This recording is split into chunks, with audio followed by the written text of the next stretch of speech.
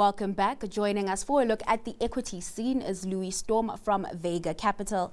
Louis, thanks so much for your time today. So as mentioned at the top, markets kicking off the week on a good note. Sentiment has somewhat improved. I guess we shouldn't get too excited because we are anticipating that US inflation print. And I mean, consumer prices have proven to be sticky this year, right? That's correct, yeah. Markets started the week on a better note. We got some good news from the US. The US employers hired more employees than expected in March and wages increased. So that's obviously good news. On the other side of the coin, obviously, this will make it a bit more difficult for the Fed to cut interest rates.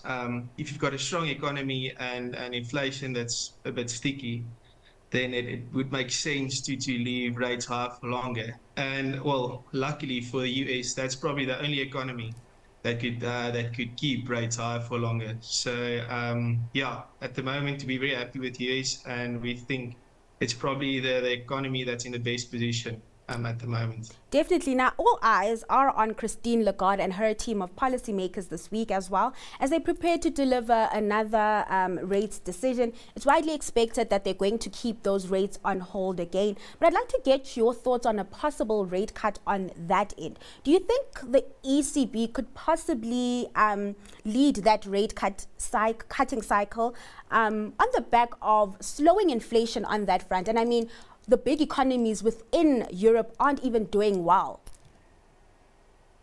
That's true. So the ECB is actually in a position to cut rates much sooner than the US. But I think the ECB is also looking over at the Fed and actually just wanting them to make the first move. Because if it's not the right call, then obviously the Fed made the same call. So at least someone follows them into making that call. But that's true. The economy, the European economy as a whole, isn't as strong as the US. And inflation came down much more than in the US, so allowing them to start that cutting cycle with a lot more confidence than the Fed would have. I mean, a lot of economists are pegging those rate cuts in Europe rather by June, considering that expectations within the US have moved back. Are you of the same opinion that those rates will, well, that expectation for a June rate cut will probably also move back? Sorry, the line's not too clear, but yes, I think I heard what you said. It's just I think in the European, the ECB will be able to cut a lot more. I think a 2 to 4 rate cuts is not too far-fetched. Whereas in the US, I think they will still have a rate cut in June, probably. But they will probably only have 2, maybe 3 at most. That's the expectation for 2024. All right, US and ECB aside, monetary policy aside, US earnings season kicks off this week with big banks like Citigroup, JP Morgan, Wells Fargo. They'll all be out with first quarter numbers on Friday. What are your expectations on that front, considering that these banks are operating within that high interest rate environment? Yeah, I think the main I would say thing that investors are looking at is more the risk around the US banking sector at the moment. There was a risk of a default earlier last year, and I think the large US banks are very solid, and I think if they prove to be solid and report good earnings, I think we could see some upside there. I think the smaller US banks has a much more difficult task, having a higher percentage of office loans on their books. So I think that's the main thing we're actually looking at the moment if you look at the US banks.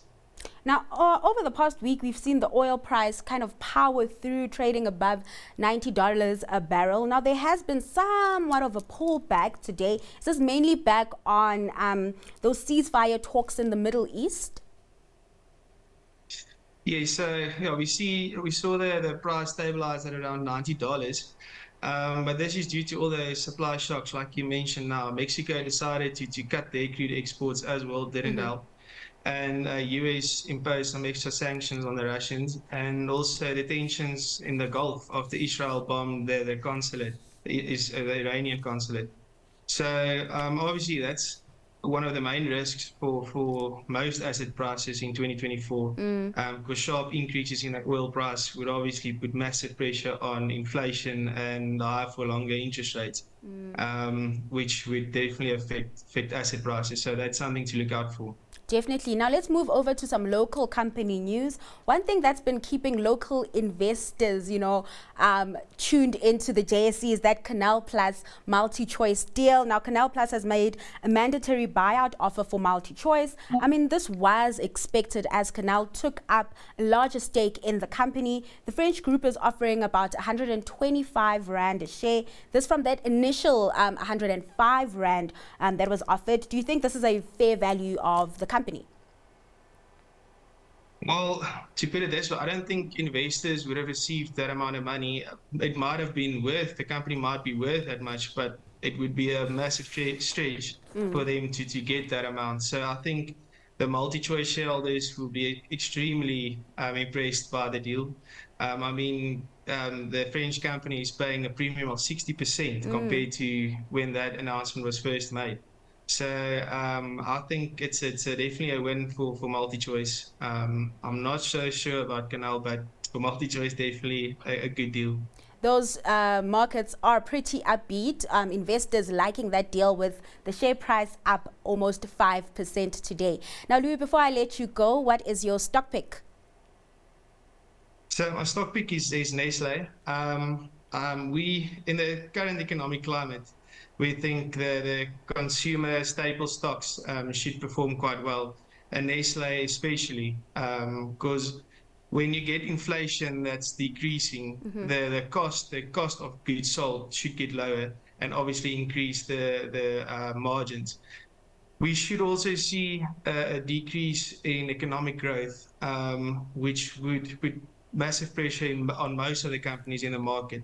But companies like Nestlé sells products that obviously most consumers need. You can't really go without milk or food. So that's why we think Nestlé is a good buy at the moment, and especially for this economic climate. So Nestlé, one to look out for. Louis, thanks so much for your time and just taking us through the news moving markets today. That was Louis Storm from Vega Capital.